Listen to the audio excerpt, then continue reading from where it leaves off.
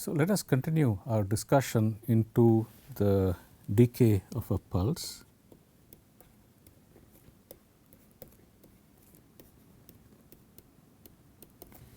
Okay, so, in the configuration consisted of a pulse being introduced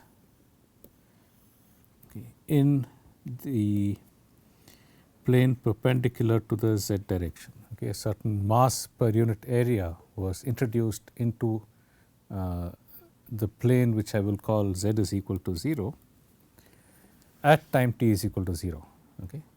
And we wanted to find out how that concentration changes as a function of time, okay, using the convection using the diffusion equation.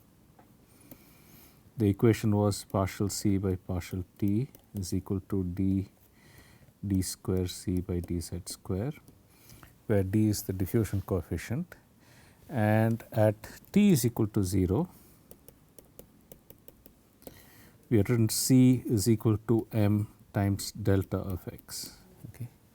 I had explained to you the meaning of this delta function. Okay. The delta function is basically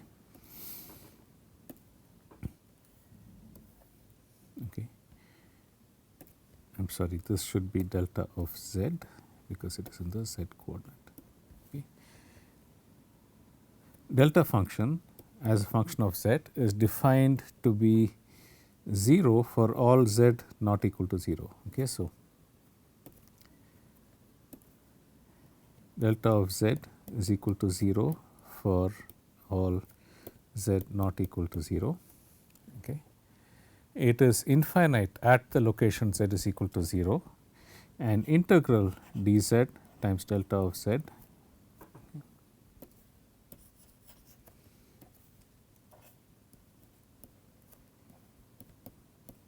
this has to be equal to 1. So, this delta function is normalized. Okay. The integral of the delta function is 1. It is 0 for z is not equal to 0. So, you have an finite amount of mass at that particular location. Okay. In this case, it is a mass per unit area. Okay. And you can see that from this relation dz times delta z has to be dimensionless. Okay. dz times delta z has to be dimensionless. Z has dimension of length, and therefore, the dimension of delta is inverse of length. Okay. The dimension of the delta function is inverse of length. Okay. And therefore, in this equation m is mass per unit area that was introduced on the z is equal to 0 plane. Okay. M is the mass per unit area on the z is equal to 0 plane. Delta has dimensions of length inverse, and therefore, the product m times delta has dimensions of concentration. The third property of the delta function, I will just mention it for completeness, integral dz delta of z times some function, any function of z is equal to f at z is equal to 0. Okay. So, if I plot any function f of z, okay, multiply that by delta of z, this picks out the value of the function at z is equal to 0. Okay. Therefore, you can multiply any function by delta of z and integrate it over all z. Since delta of z is non-zero, is 0 for z is not equal to 0, at all those locations the product becomes 0, and it is non-zero only at z is equal to 0. Okay. Therefore, the area under the curve has to be of delta of z times f of z is equal to f at the location z is equal to 0. Since there was no length scale in the problem, we used a similarity solution, psi is equal to z by root dt. Okay.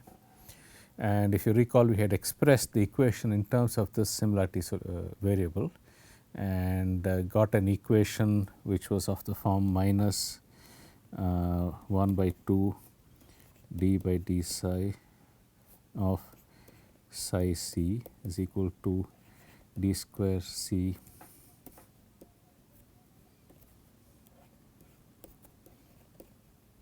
okay. That was the equation. The boundary condition were that for z is equal to plus or minus infinity, okay, for z going to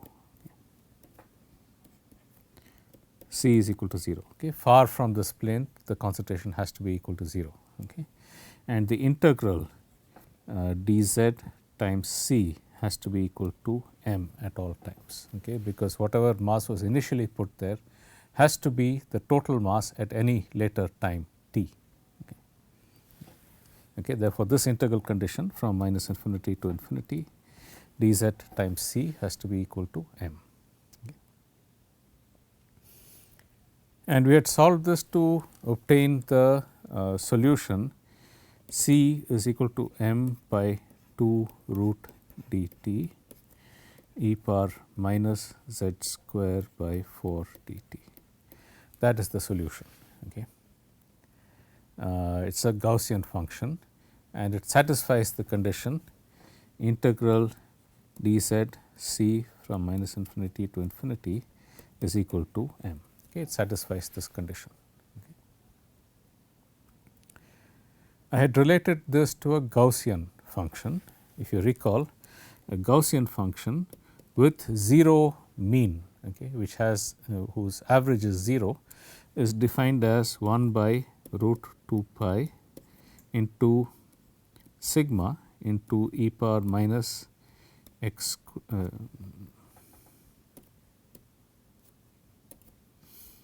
z square by 2 sigma square, okay, where sigma is equal to the standard deviation.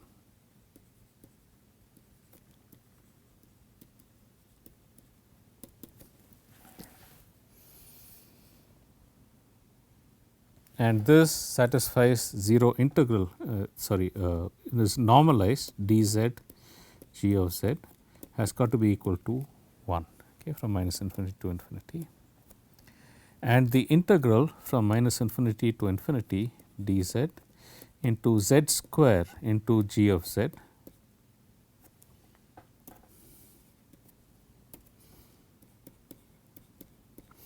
this is equal to sigma square. Okay. So, those are the conditions. I could have well defined z by sigma as some z star, in which case in terms of z star this integral would be 1. Okay. However, if I define this with a finite, okay, value of the standard deviation, then I get integral minus infinity to infinity of z square times g of z is equal to sigma square. And this gives me an idea of the extent of the spreading of this plume of this Gaussian of this pulse. Okay. The extent of the spreading of this pulse is given by this standard deviation sigma, okay, or its square, which is sigma square, which is the average of z square. Okay. So, this is basically the average of z square integrated over the distribution of concentration. That is, I multiply the concentration at a location z by z square, the distance from the origin, and take the average. Okay. If I multiply by z, it will be 0 because this is this has 0 mean. Okay. If I multiply by z square, then I will get a non-zero value, and that is the average value. Okay. So, in this case I can write, okay, equivalently C is equal to m times g of z, okay, okay, where for the Gaussian distribution the value of sigma is equal to root of 2 dt. Okay. If I substitute sigma is equal to root of 2 dt, okay, into this expression for the Gaussian function, I will get this one. Okay. I will get this. Okay. And this satisfies the condition that integral is m, because the integral of the Gaussian is equal to 1. Okay. The integral of the Gaussian here is equal to 1. Therefore, integral of c is equal to m. Okay. And the second moment of the distribution, okay, that is integral minus infinity to infinity dz into z square into c, okay, normalized by the total mass m. Okay. This will be equal to sigma square, which is equal to 2 dt. Okay. So, therefore, the extent of the plume of the pulse increases proportional to square root of t, okay, in this case.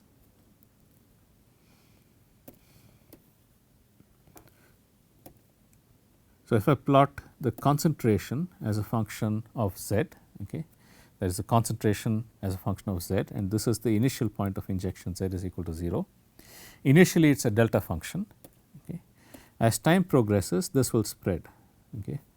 As time progresses, this will spread. At initial time it looks something like this, at a later time it looks something like this, and at still later time there will be a wider spread. The maximum has to decrease because the maximum at z is equal to 0, the maximum of the concentration is at the location z is equal to 0. That maximum has to decrease with time because the total mass has to be the same. So, if the extent increases, the height has to decrease. The height decreases proportional to 1 over square root of dt, okay. Because at z is equal to 0, this is just m by 2 root of dt. Therefore, the maximum decreases, the width increases in such a way that the total mass is a constant, okay, in this concentration field. The total mass per unit area in this case in one dimension is a constant, okay, in this particular case. So, that is a summary of the Gaussian function, the normalized Gaussian function, and the solution for the decay of a pulse, okay, which can be expressed in terms of a Gaussian function with the standard deviation given by square root of 2 dt. Okay. Okay. Now, this Gaussian function has the special property, okay, that in this particular case I have solved for you using similarity transform only the solution in one dimension. Okay. The solution in 2 and 3 dimensions happen to be of exactly the same form, okay, and that is an unusual property of the Gaussian function. Okay. So, let us first consider the 3 dimensional solution. Okay. So, in 3 dimensions, okay, x, y, z. Y is the horizontal direction here, z is the vertical direction, and x is the direction perpendicular to the plane of the tablet. Okay. So, the x direction is perpendicular to the plane, and in this if I were to inject a pulse, okay, inject a pulse at the origin, okay, inject a pulse at the origin, I can ask how is it going to spread with time, okay, how is it going to spread as a function of time. Okay. So, in 3 dimensions,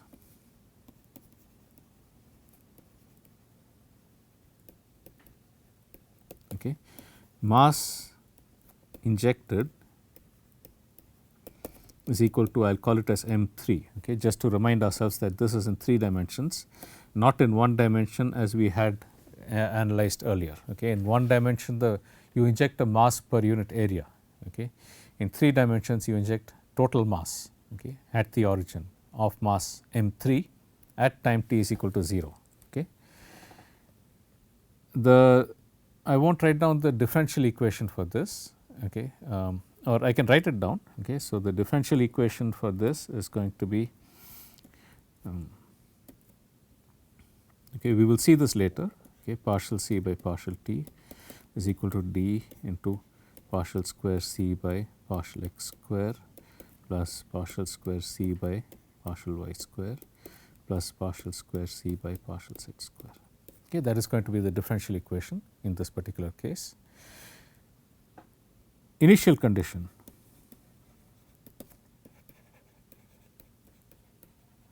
okay, the concentration is equal to m3 delta of x, delta of y, delta of z, okay, where delta of x, delta of y and delta of z are what I had defined for you here in the delta function. Okay. These are the delta function definitions here.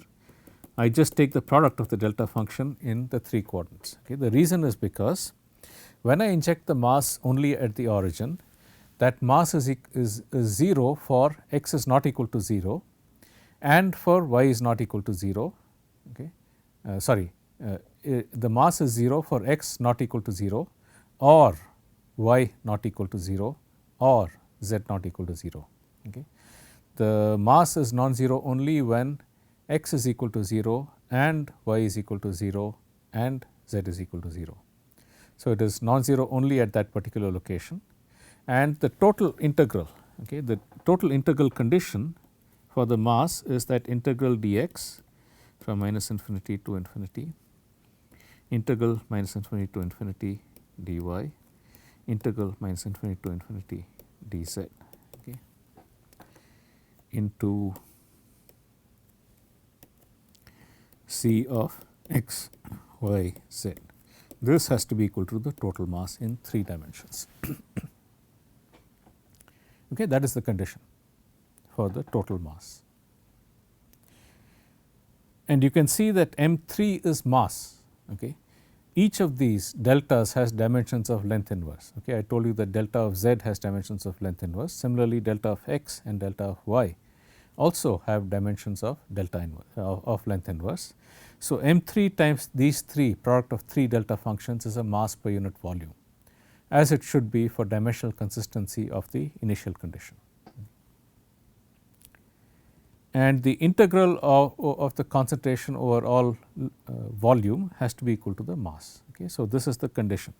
So, and this condition holds for all time. Okay.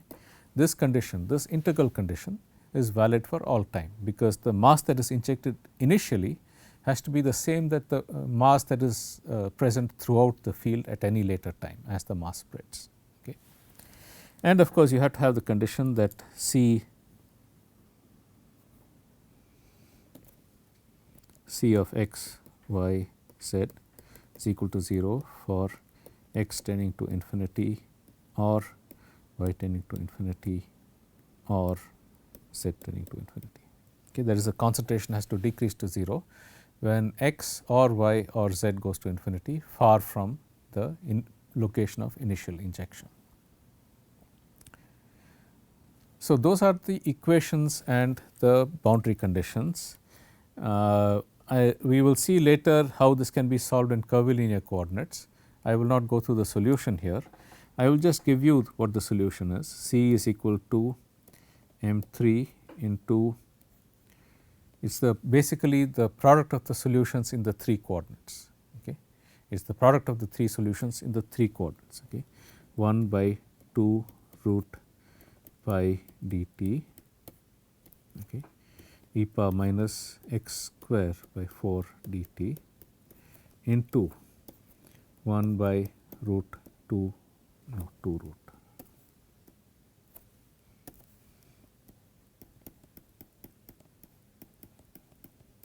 into e power minus y square by 4 dt into 1 by 2 root pi dt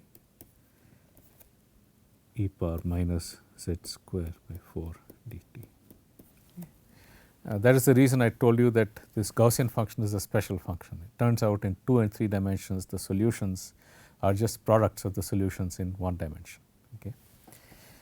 And I can write this as M3 by 8 into pi dt whole power 3 halves, okay, e power minus x square plus y square plus z square by. That is an alternate way of writing it, okay, the product of the 3 solutions. Okay. And if I define, okay, distance from the origin r, okay, such that r square is equal to x square plus y square plus z square, okay, such that r is equal to x square plus y square plus z square, then this I can also write this as m by 8 into pi dt whole power 3 halves e power minus r square by 4 dt. Okay. So, that is the solution in 3 dimensions. Okay. That is the solution in 3 dimensions. Okay. Now, I can find out what is the spread in this case. Okay. I can find out what is the spread in this case in 3 dimensions. Okay. So, for example, if I wanted to find out what is the average of x square, okay, the average of x square, the spread in the x direction is equal to integral minus infinity to infinity dx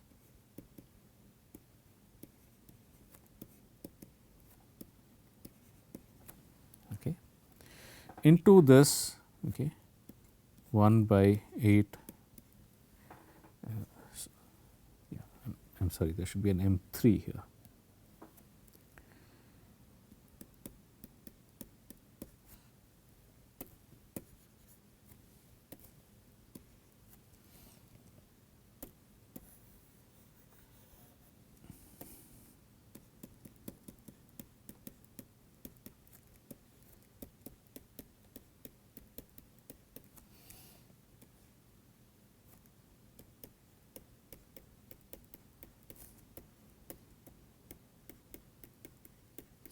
Into x square, okay, multiplied by x square. Okay, I have to multiply by x square, and then I have to normalize this, that is I have to divide by the integral. Okay, so this is M3.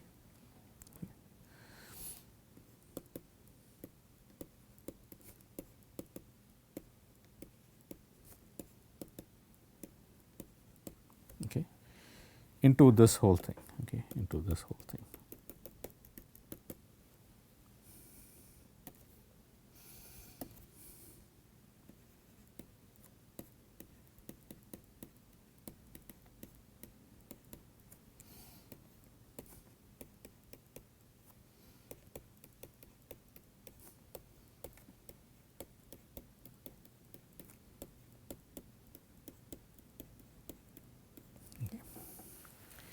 And in the numerator and denominator, you can easily verify that the integrals over y and z will cancel out, okay, because you have the same integrals in the numerator and denominator over y and z. Okay. The only integral that is different is the integral over x. Okay.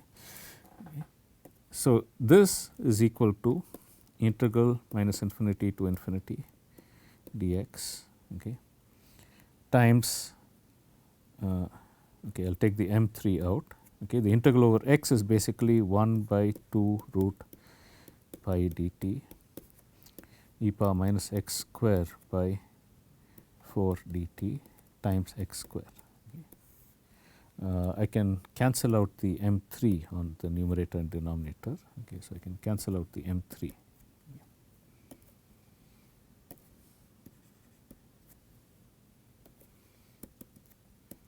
Okay. So, once I do the integral, right, the integrals over x and y and z will be identical in the numerator and denominator, and they will cancel out. So, I will just get integral over x square, and in the denominator I will get integral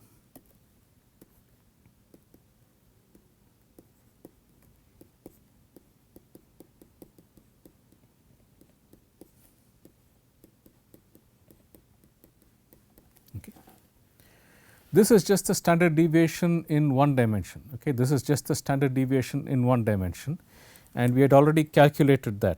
Okay. So, I am sorry, in this case, since I am taking the square, it should be the variance in one dimension, and I had already calculated that. This is sigma square, which is equal to 2 dt.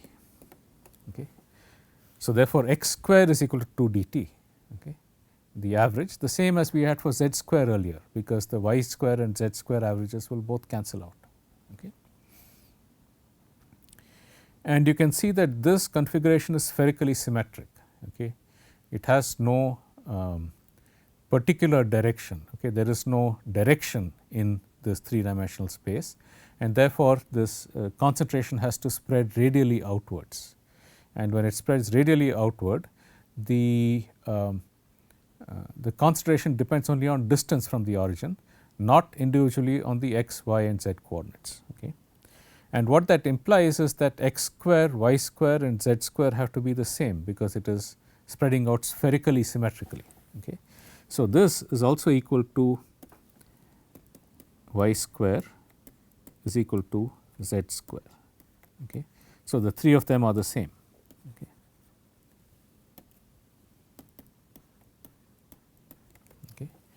Which means that the standard deviation for r square, okay, I told you that r square is equal to x square plus y square plus z square.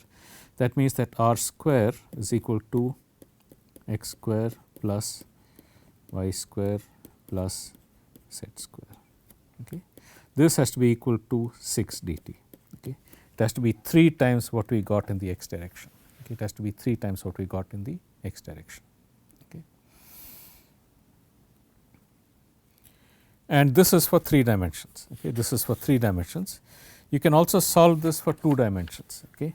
In that case, in the 2 dimensional case,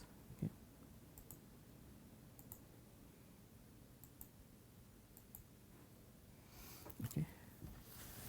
For example, if I was solving in the x and y coordinates, okay, if I was solving in the x and y coordinates, okay,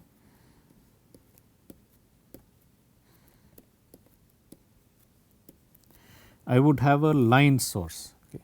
In 1 dimension, the source was a plane source, mass per unit area. Okay. In 3 dimensions, the source was a point source, mass. In 2 dimensions, the source will be a line source, mass per unit length in the z direction injected along the z axis, and that is spreading radially outward. Okay. And that is spreading radially outward. Okay. And we want to find out what is the variation in concentration per unit time.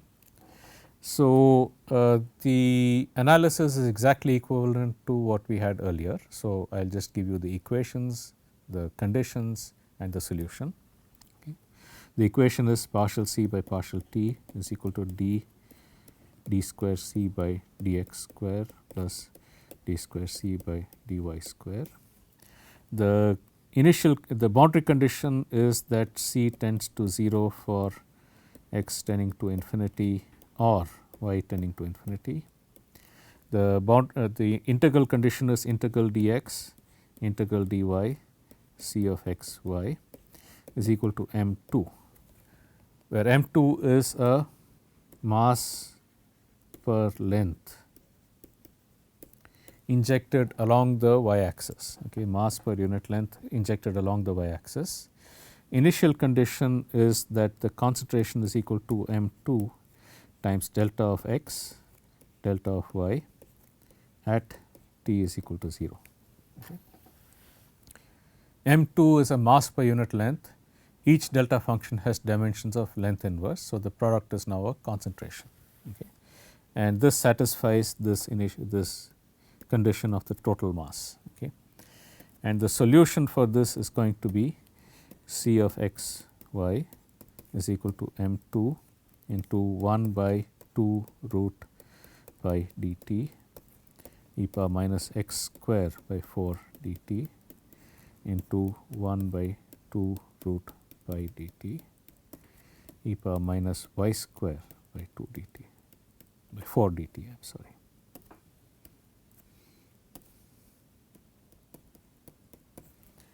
The product of the solutions in the x and y direction, and I will get x square, the standard deviation is equal to y square is equal to 2 dt. Therefore, r square, okay, where r is equal to square root of x, r is the distance from the z axis, okay, r is equal to square root of x square plus y square. This will be equal to 4 dt. Okay. So, basically the standard deviation in 2 dimensions is 4 dt, in 3 dimensions is 6 dt, 1 dimension is 2 dt, and the solution is the product of the solutions in the 3 directions. Okay. For this delta function initial condition in 1, 2 and 3 dimensions. We will continue this, we will use this to solve some problems in the next lecture. I will see you in the next lecture.